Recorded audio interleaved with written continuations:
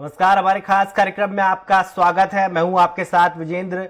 आज हम बात करेंगे बजट की। भले ही देश का बजट कल पेश होना है, लेकिन बजट को लेकर सवाल अभी से खड़े होने लगे हैं। साथ ही छत्तीसगढ़ में इसको लेकर सियासत भी हो रही है। कुछ इसी तरह की सियासत छत्तीसगढ़ में जारी है। आज चर्चा इसी मुद्दे को लेकर चर्चा शुरू करें, उससे पहले देख लेते हैं एक रिपोर्ट। पेश होने वाला है, जनता टकटकी लगाए इसका इंतजार कर रही है। ये बजट मोदी सरकार के नेतृत्व में बेहद ही अहम होगा, क्योंकि सरकार का साल 2024 के लोकसभा चुनाव से पहले पेश होने वाला आखिरी पूर्ण बजट है। 1 फरवरी को देश का बही खाता जनता के सामने वित्त मंत्री निर्मला सीतारमण पेश करेंगी। वित्त मंत्री निर्मला सीतारमण अपने कार्यकाल का लगातार 5वां बजट पेश करेंगी। दरअसल केंद्र सरकार के बजट से छत्तीसगढ़ सरकार को भी उम्मीदें हैं। कैबिनेट मंत्री रविंद्र चौबे ने कहा कि छत्तीसगढ़ में कुछ दे सके तो पेट्रोल डीजल में छूट हो, किसानों के लिए फर्टिलाइजर में छूट की घोषणा करे, धान के सपोर्ट में बोनस की राशि केंद्र सरकार घोषित करे। तब हमें लगेगा छत्तीसगढ़ के हित में कोई फैसला होगा। छत्तीसगढ़ प्रोडक्टिव स्टेट में बजट में कुछ न कुछ शामिल हो। बजट में महंगाई कम करने की बात आनी चाहिए। छत्तीसगढ़ के परिप्रेक्ष्य में जीएसटी का स्थान मिलना चाहिए। नौजवानों के लिए 2 करोड़ लोगों को रोजगार देने की बात कही थी। किसानों की आय को दोगुना करने की बात कही थी। इन सब बातों का उल्लेख होना चाहिए। शब्दों के मायाजाल में छत्तीसगढ़ रहेगा, हमें नहीं लगता केंद्र सरकार से कोई चीज हासिल होगा। नौकरी और रोजगार देने की बात कही थी, कोई बात तो आए। किसानों की आय को दुगना करने की बात केंद्र सरकार ने कही थी, कहीं तो इस बात का उल्लेख हो। केवल आंकड़ों की बाजीगरी करने से बजट का लाभ आम जनता को नहीं मिलने वाला है। हमारी उम्मीदों में केंद्र सरकार का बजट आएगा तो हमें लगेगा कि आम जनता की उम्मीदों के अनुरूप केंद्र सरकार ने बजट बनाया। वहीं केंद्र की आने वाली बजट और मंत्री रविंद्र चौबे के बयान पर पलटवार करते हुए सांसद सुनील सोनी ने कहा कि राज्य सरकार केवल हिस्सा मांगना जानती है, खर्चे कुछ नहीं करना चाहती। छत्तीसगढ़ को कर्ज में डुबो देना जानती है। जहां खर्चा करना चाहिए उसको छोड़कर सब जगह खर्चा करते हैं। छत्तीसगढ़ को अन्य राज्य से ज्यादा पैसा मिल रहा है। छत्तीसगढ़ के अंदर में प्रधानमंत्री नरेंद्र मोदी 1 बार नहीं 2 बार डीजल पेट्रोल कम की है, लेकिन राज्य सरकार कुछ नहीं करेंगे। सड़क पर धरना प्रदर्शन करेंगे। कांग्रेस की दोहरी नीति और दोहरा चेहरा उजागर हो रहा है। 4 साल से ज्यादा समय कांग्रेस सरकार को हो गया है छत्तीसगढ़ में, लेकिन एक बार भी मुख्यमंत्री ने बैठक नहीं बुलाई। उन्होंने आगे कहा कि राज्य सरकार नहीं चाहती कि केंद्र की योजनाओं का लाभ छत्तीसगढ़ की जनता को मिले। इससे हम लोग भी दुखी हैं। हम छत्तीसगढ़ के लिए बहुत सारी योजनाएं लाना चाहते हैं, लेकिन हम नहीं ला पा रहे हैं। हम लोगों को छत्तीसगढ़ के मुख्यमंत्री का, मंत्रियों का और अधिकारियों का सहयोग नहीं मिल रहा है। छत्तीसगढ़ जो है के अंदर में प्रधानमंत्री मोदी जी जो है वो 1 बार नहीं 2 बार डीजल पेट्रोल के रेट कम किए, लेकिन हम अपने वेट में 1 रुपया कम नहीं करेंगे। और महंगाई कम के लिए हम जो सड़क पे उतर कर धरना आंदोलन करेंगे। तो ये दोहरा मापदंड, दोहरी नीति और दोहरा चेहरा जो है कांग्रेस का, ये उजागर हो रहा है। कुल मिलाकर छत्तीसगढ़ में केंद्र द्वारा पेश किए जाने वाले बजट को लेकर जंग अभी से छिड़ गई है। एक तरफ जहां कांग्रेस केंद्र के बजट को छत्तीसगढ़ आशा से कम बता रही है, वहीं दूसरी तरफ बीजेपी का कहना है कि बजट को लेकर अगर कोई समस्या है तो मुख्यमंत्री कभी हमसे बात करना ही नहीं चाहते। लबजत को लेकर सत्ता पक्ष और विपक्ष दोनों ही एक दूसरे पर इल्जाम बढ़ते नजर आ रहे हैं। सभी की निगाहें कल आने वाले केंद्र बजट पर है। देखने वाली बात होगी कि इस बार इस केंद्रीय बजट में आखिरकार छत्तीसगढ़ को क्या और कितना फायदा मिलता है। रायपुर से स्वराज एक्सप्रेस के लिए हेमंत शर्मा की रिपोर्ट।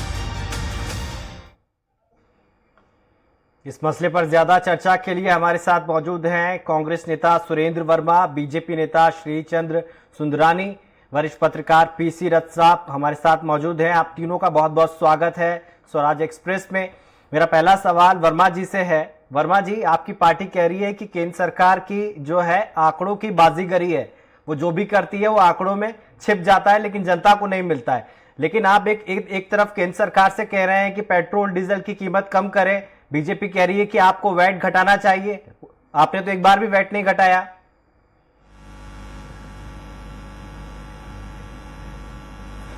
ब्रिजेंद्र जी, पेट्रोल डीजल पर जो सेंट्रल एक्साइज जो लगता है, जो केंद्र सरकार लगाती है जी, वो प्रति लीटर लगता है।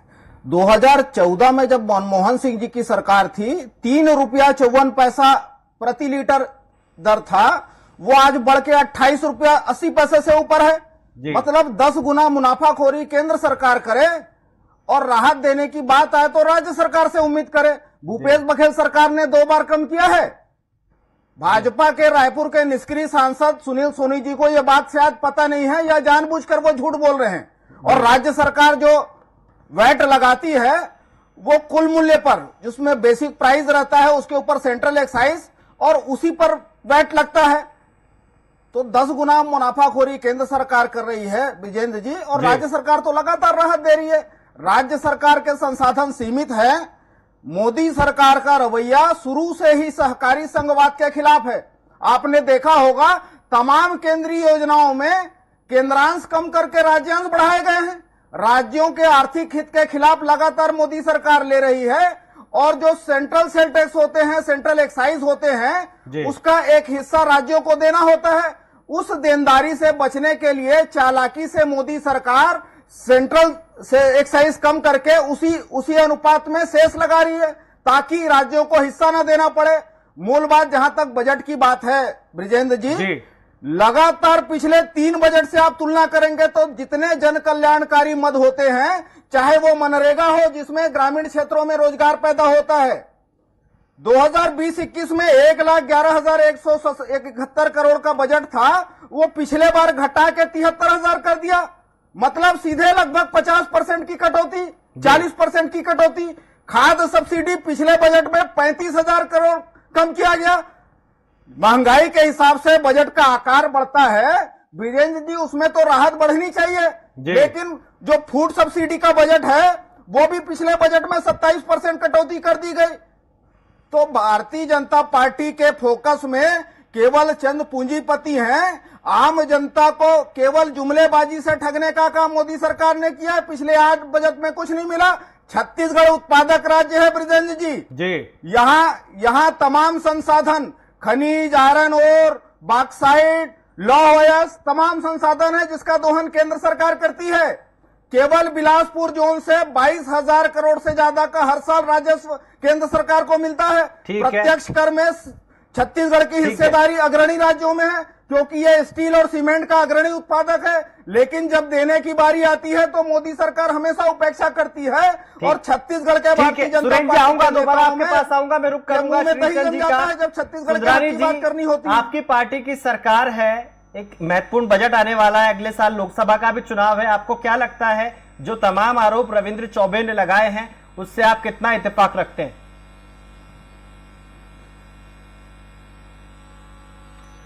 देखिए, निश्चित रूप से रविंद्र चौबे जी हो या कांग्रेस का कोई भी नेता हो, बड़ा नेता हो, छोटा नेता हो, लगातार आरोप लगाने के अलावा इनके पास कुछ है नहीं। और वे देश की सरकार, मोदी जी की सरकार, भारतीय जनता पार्टी की सरकार को हमेशा कटघरे में खड़ा करना चाहते हैं जी। जहां तक भारतीय जनता पार्टी की सरकार, मोदी जी की सरकार ने पिछले 2 साल में कोविड का जो मार पूरे देश में हमने देखा और उन परिस्थितियों से देश को उभार के ले जाना, देश को आगे बढ़ाना, आर्थिक दशा से मजबूत बनाना, कहीं न कहीं हम पड़ोसी देशों को देखना पड़ेगा, विकसित देशों को देखना पड़ेगा।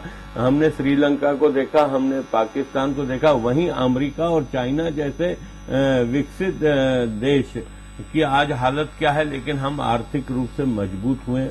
आज हमारा देश कहीं न कहीं उन समस्याओं से नहीं जूझ रहा जिससे चाइना और अमेरिका जैसे राष्ट्र जूझ रहे हैं जी। रहा सवाल थोड़ी बहुत बजट में राशि कटौती हुई, मनरेगा में कटौती हुई, फिर मनरेगा की राशि बढ़ा दी गई 72,000 करोड़ से फिर 98,000 करोड़ की गई।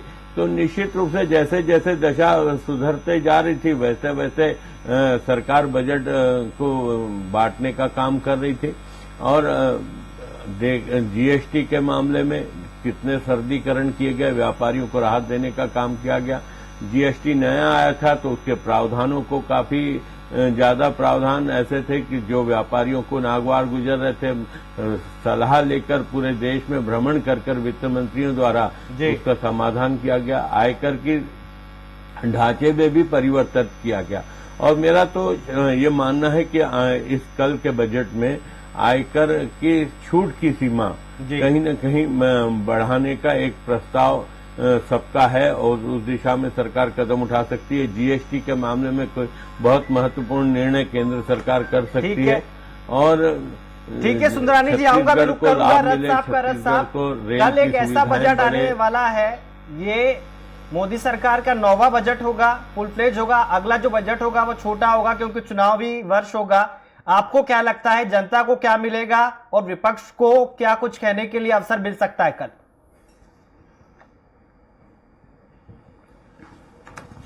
जी निश्चित रूप से ये तकरीबन दोनों पार्टियां, प्रमुख पार्टियां प्रदेश के हिसाब से देखें तो चुनावी मोड में आ चुकी हैं। तो सेंट्रल बजट अगर चुनावी मोड का बजट नहीं हुआ तो उससे भाजपा को नुकसान हो सकता है। इसलिए ये उम्मीद की जा रही है कि किसी न किसी तरह से केंद्रीय बजट में आयकर को लेकर के सरकार थोड़ा रिलैक्स देगी, निम्न मध्य वर्ग को थोड़ी रियायत देगी। हो सकता है 5 लाख तक का इनकम टैक्स छूट कर दिया जाए सीधे सीधे, अभी जो स्लैब के माध्यम से है वो चीज सीधे सीधे कर दिया जाए। सरकार ये उम्मीद की जा रही है कि रेल बजट में छत्तीसगढ़ को कुछ खास मिलेगा, क्योंकि पिछले सारे जो रेल बजट थे उसमें सरकार ने सिर्फ सर्वे और उस तरह से बुनियादी शुरुआत के दौर पे बहुत कम राशि छत्तीसगढ़ के लिए रखी थी। तो वो उम्मीद की जा रही है कि इस बार रेलवे लाइन के लिए अच्छा खासा पैसा मिलेगा छत्तीसगढ़ को।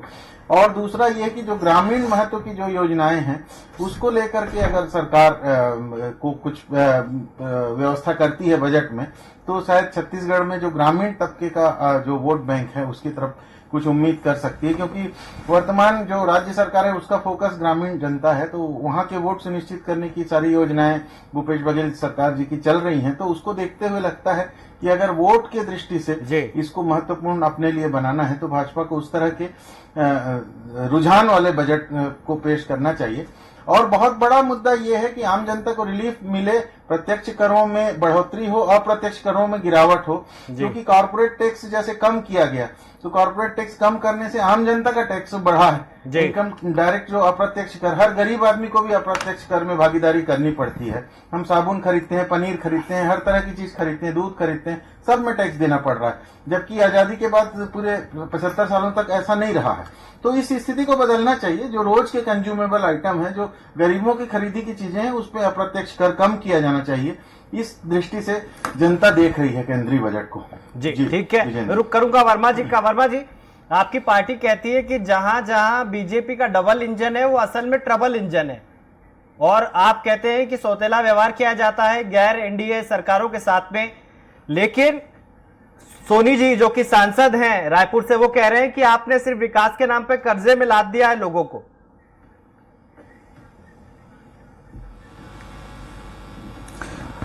ब्रिजेंद्र जी, कर्जा अगर आपको अनुमान लगाना है तो जो भाजपा शासित राज्य है उनकी तरफ हमको देखना चाहिए। गुजरात जो इनका मॉडल है, आज 3.5 लाख करोड़ से ज्यादा का कर्जा है। और मोदी जी की अगर उपलब्धि की बात करूं, पिछले 8 साल में देश के उपक्रम, देश के संसाधन, देश के सरकारी विभागों को बेचने के बाद, रिजर्व बैंक का रिजर्व सरप्लस हड़प लेने के बाद आज ये देश पे कुल कर्जे का भार है। 2014 में 55 लाख करोड़ था, आज 156 लाख करोड़ से ज्यादा है। तो देश को बेचने का काम कौन कर रहा है और कर्जे का भार किसके राज में ज्यादा बढ़ा है? भारतीय जनता पार्टी के नेता ये स्पष्ट करें। ये बार बार पाकिस्तान से तुलना करते हैं, लंका से तुलना करते हैं। भूखमरी इंडेक्स में 55 नंबर पर था ब्रिजेश जी 2014 में, आज 116 देश में 101 नंबर पर है। ये भाजपा की उपलब्धि है, मोदी सरकार की उपलब्धि है। हमारे संविधान का मूल उद्देश्य जो है लोकतांत्रिक समाजवाद की बात करता है। 11 लाख करोड़ रुपए का लोन राइट ऑफ चंद पूंजीपति मित्रों का हुआ। जिस प्रकार से रथ साहब वरिष्ठ पत्रकार हैं, अभी कारपोरेट टैक्स की बात कर रहे थे। कारपोरेट टैक्स में कारपोरेट को राहत देने में हर साल 1.5 लाख करोड़ रुपया चंद कारपोरेट को छूट मिल रही है, लेकिन किसानों को देने के नाम पर इनके पास पैसा नहीं है। कभी किसी किसान का माफ किया हो तो बताए। जिस प्रकार से इनका मेक इन इंडिया फ्लॉप हुआ है, 90% एमएसएमई 1 साल तक सर्वाइव नहीं कर पा रहे हैं। और 20 लाख करोड़ का इनका जुमला पैकेज में किसी को कुछ नहीं मिला, तो चंद पूंजीपतियों का विकास, देश का विकास नहीं हो सकता। बजट से अलग अलग आराम को अलग अलग आपके उम्मीद पास होती है। ब्रिजन जी अभी टैक्स स्लैब की बात कर रहे थे, सम्मानी सुंदरानी जी टैक्स स्लैब की बात कर रहे थे। 2014 में मनमोहन सिंह जी के आखिरी बजट में जो एग्जम्पशन लिमिट 2.5 लाख थी, 1 रुपए एग्जम्पशन लिमिट में नहीं बढ़ा है आज तक। 8 बजट हो चुके हैं, 9वां बजट है। एग्जम्पशन लिमिट और 87 का रिबेट, ये दोनों में अंतर है। ये वाजपेयी समझे, ये कहते हैं 5 लाख तक टैक्स नहीं लगता, 5 लाख से अगर ऊपर हो जाए तो एग्जम्पशन खत्म हो जाता है। जो टैक्स रिबेट है वो 2.5 लाख तक ही है। और जिस प्रकार से गृहिणी परेशान है, जिस महंगाई और बेरोजगारी के दौर से देश का जनता आज जूझ रहा है, गैस सिलेंडर 410 रुपए में भाजपाइयों को तकलीफ होती थी, आज 1100 से पार है। इनके मुंह में दही जम जाता है। दलहन, तिलहन, कपड़े, अनाज, किसी चीज को नहीं छोड़ा मोदी सरकार ने। जनता का तेल निकालने में कोई कसर बाकी नहीं है। सभी वस्तुएं जो दैनिक उपयोग पे जवाब ले लेते हैं जीएसटी के दायरे में है। सुंदरानी जी, आपकी सरकार के बारे में राहुल गांधी कहते हैं कि हम दो हमारे दो। आप अडानी अंबानी के लिए काम करते हैं, ये सीधा सीधा आरोप लगाते हैं कई बार वो सार्वजनिक मंच से। सरकार, लेकिन आपकी सरकार को सोचना चाहिए, पेट्रोल की कीमतें बहुत ज्यादा हैं, जीएसटी के दायरे में आना चाहिए। आपको नहीं लगता है कि जीएसटी के दायरे में अगर पेट्रोल डीजल आएगा तो लोगों को राहत मिलेगी? सुंदरानी जी। ब्रिजेन जी, क्रूड ऑयल आधे दाम पर है 2014 की तुलना में। देखिए, राहुल गांधी जी की आपने चर्चा की, तो राहुल गांधी जी को आलोचना करना एक राइट्स बनता है। वो विपक्ष में है, विपक्ष के नेता हैं। राहुल गांधी जी अगर इस सरकार की आलोचना करते हैं तो हमें कोई फर्क नहीं पड़ता। लेकिन वास्तविक में अगर हम देश की जनता की बात करें, और आज कोविड काल में भी जिस प्रकार से 20 लाख करोड़ का पैकेज देकर कहीं न कहीं इस भारतवर्ष में आम आदमी को ऊंचा उठाने का काम किया। 2 साल तक 80 करोड़ लोगों को मुफ्त में 5 किलो चावल देने का काम इस सरकार ने किया, और अभी फिर से दिया जा रहा है। मतलब 2 साल देने के बाद फिर से अभी नवंबर तक या दिसंबर तक दिया जाएगा 5 किलो चावल। तो कहीं न कहीं एक गरीब आदमी की चिंता अगर किसी सरकार ने की, चाहे वो एमएसएमई की बात करें, 3 लाख करोड़ रुपए का पैकेज देकर छोटे उद्योगों को बढ़ावा देने का काम किया, मुद्रा बैंक के माध्यम से रोजगार के अवसर उपलब्ध कराने का काम किया, 50,000 से 10 लाख तक के कर्ज देकर जिस प्रकार से बिना गारंटी का कर्ज दिया वो उसको कहीं न कहीं उस वर्ग को ऊंचा उठाने का काम किया। सुंदरानी जी, आपकी सरकार ने पनीर पर भी टैक्स लगा दिया। दूर करने की बात, आप अगर इतना जनहितैषी कानून लेकर आते हैं, प्रावधान लेके आते हैं, बजट लेके आते हैं, तो फिर पनीर पर टैक्स कफन को भी नहीं छोड़े। हमने डिब्बा बंद आइटम पर जीएसटी लगाया है। निश्चित रूप से वो अमीरों के काम आता है। खुले पनीर पे, खुले आटे पे, खुले दूध पे कहीं कोई टैक्स नहीं लगा है साहब जी। ये गुमराह करने की बात करते हैं। हमारी सरकार गरीबों की सरकार है। हमने चाहे कृषि के बढ़ावा देने की बात, मैं आपसे एक ही बात पूछना चाहता हूं, ये कांग्रेस की राज में 55 साल कांग्रेस ने राज किया, धान का समर्थन मूल्य 1300 के अंदर रहा, लेकिन भारतीय जनता पार्टी की सरकार ने 2100 रुपए तक धान का समर्थन मूल्य पहुंचाया। तो 8 साल में हमने 1300 से 2100 तक पहुंचाया धान का समर्थन मूल्य, और ऐसे ही दलहन का, तिलहन का, सबके समर्थन मूल्य बढ़ाने का काम। और जो मोदी जी ने कहा था कि हम कृषि में लागत से देवड़ा हम देंगे, उस दिशा में कदम उठाया। आज व्यापारी हो, छोटे व्यापारी हो, बड़े व्यापारी हो, या किसान हो, मजदूर हो, सभी वर्गों की चिंता अगर की।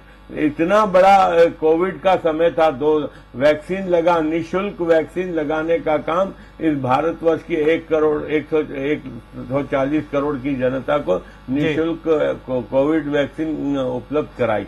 तो कहीं न कहीं भारतीय जनता पार्टी की सरकार इस संकट से भी इस देश को उभारने का काम किया। आज विश्व में अगर सम्मान बढ़ा है तो मोदी जी के कारण बढ़ा है। आज अगर यूक्रेन और रशिया के युद्ध में भूमिका अगर कोई करता है तो प्रधानमंत्री नरेंद्र मोदी करते हैं। तो आज ये गौरव हमारे देश को जो हासिल हुआ है मोदी जी की सरकार में, 8 साल की सरकार में, कांग्रेस पार्टी इससे विचलित है। इसलिए विचलित होकर अनाप शनाप आरोप लगाकर इस सरकार को बदनाम करना चाहती है। आप कल भी देखिएगा सकारात्मक परिणाम आएंगे बजट के, आम आदमी को राहत देने वाला आएगा। इनकम टैक्स की बात कर रहे थे, ये 2.5 लाख तक छूट देते थे, हम भी 2.5 लाख तक छूट दे रहे, लेकिन अगर कोई व्यक्ति 5 लाख रुपए की इनकम शो करता है तो उसको 1 पैसा टैक्स नहीं लगेगा। करीब करीब 2500 रुपए का फायदा होता है उसमें। ठीक है, ठीक है, ठीक है। सुंदरानी जी मैं रुक करूंगा। रथ साहब जहां चुनाव होते हैं सरकार बजट उस हिसाब से बनाती है। मध्य प्रदेश में चुनाव होने हैं, छत्तीसगढ़ में भी और राजस्थान में भी एक साथ चुनाव होने, तो क्या लगता है आपको छत्तीसगढ़ को क्या कुछ मिलने वाला है कल?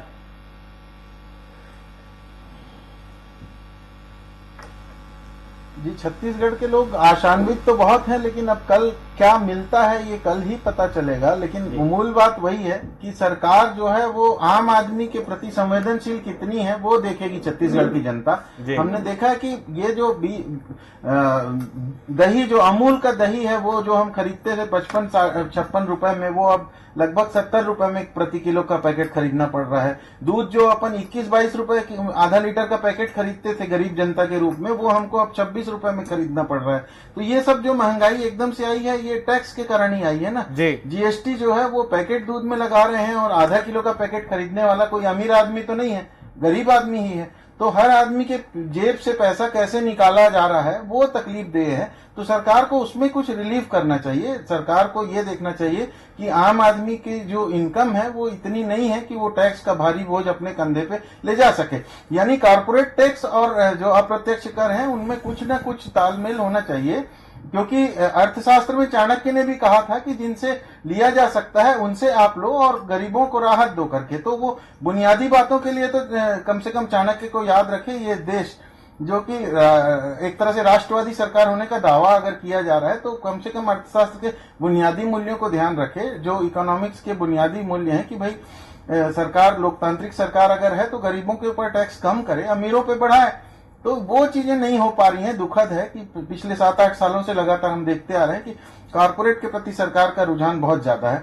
अब पिछले दिनों वो हिंडनबर्ग का जो मामला उठ गया है, जिसके कारण बड़े पैमाने पर शेयर बाजार की उथल पुथल है। आम आदमी तो इसी से घबरा रहा है कि कहीं उसका भी ठीकरा आम आदमी के ऊपर टैक्सों के रूप में न डाल दिया जाए करके। तो और LIC वगैरह का इन्वेस्टमेंट है, तो लोग उसको लेके आशंकित हैं कि क्या कोई फिर बेल आउट पैकेट टाइप का कंपनियों को दे दिया जाएगा इस बजट में। ठीक है, तो ये सारे आम आदमी की चिंता के विषय हैं, क्योंकि लोगों को शेयर बाजार में भी लगते हैं। रायपुर सांसद कह रहे हैं कि आपकी पार्टी को, आपकी सरकार को सिर्फ हिस्सा मांगना आता है, आप लोग जनहितैषी कोई भी काम नहीं करते हैं। 4 साल में आपने सिर्फ और सिर्फ इवेंट किए हैं और उसके जरिए आप वोट पाना चाहते हैं 2023 में।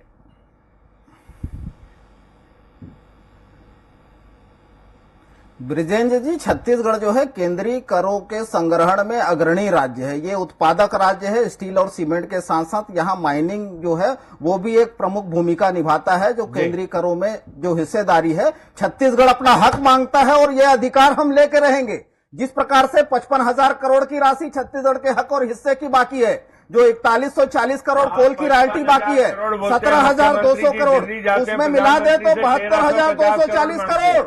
सुन लीजिए, ये भाजपाइयों को तकलीफ होती है। हिंडनबर्ग का रिपोर्ट मोदी सरकार के कारपोरेट परस्ती का प्रमाण है। LIC जो देश का भरोसा है, जो SBI जो देश की जनता का पैसा जमा है, मोदी सरकार के संरक्षण में लुटाने की साजिश है। ब्रिजेंद्र जी, जिस प्रकार से जब किसानों को MSP बढ़ाने की बारी आती तो 3% बढ़ाते हैं। पिछले इसी खरीफ सीजन में ब्रिजेंद्र जी पोटास की कीमत 600 से मूल्य बढ़ा है, से ज्यादा। ये भारतीय जनता पार्टी का राजनीतिक पाखंड है। किसानों को और आम जनता को लूटने का कोई अवसर नहीं छोड़ते। ये तो ICU से लेके कपड़े तक जवाब ले लेते।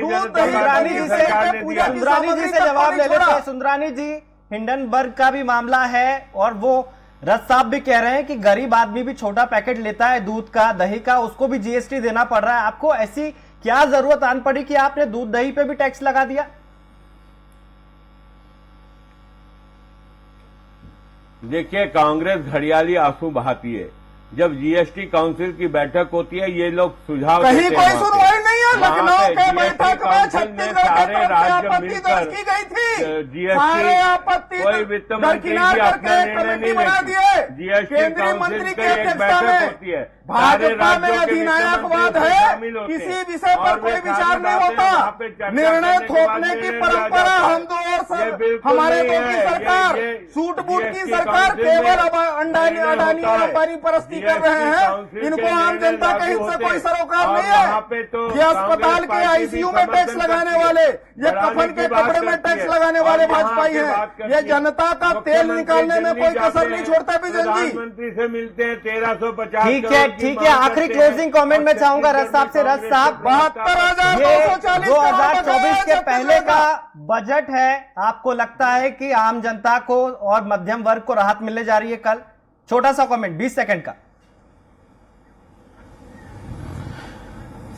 जी जी, मुझे लगता है कि सरकार चुनाव को ध्यान में रखते हुए कुछ तो जनहितकारी बजट लाएगी, ऐसी उम्मीद जनता कर रही है, क्योंकि जी। जनता को जो अपेक्षाएं हैं वो जनता की अपेक्षाएं बढ़ी हुई हैं और जनता चाहती है कि सरकार ऐसी बजट लाए जिससे सरकार के प्रति उसका मोह भंग ना हो, सरकार का के प्रति विश्वास बना रहे, क्योंकि बाजार में जो स्थितियां हैं उससे तो बहुत सारे ऐसे कारण हैं जिससे सरकार के प्रति मोह भंग होने की स्थितियां हैं। लेकिन जी। बजट में अगर सरकार कुछ अच्छा कर गुजरती है जी। तो शायद जनता का लोकतंत्र पे और सरकार पे कुछ भरोसा बना रहे। जी, बहुत बहुत क्योंकि शुक्रिया आप न्यायपालिका तीनों और- मेहमानों का हमारे साथ जुड़ने के लिए।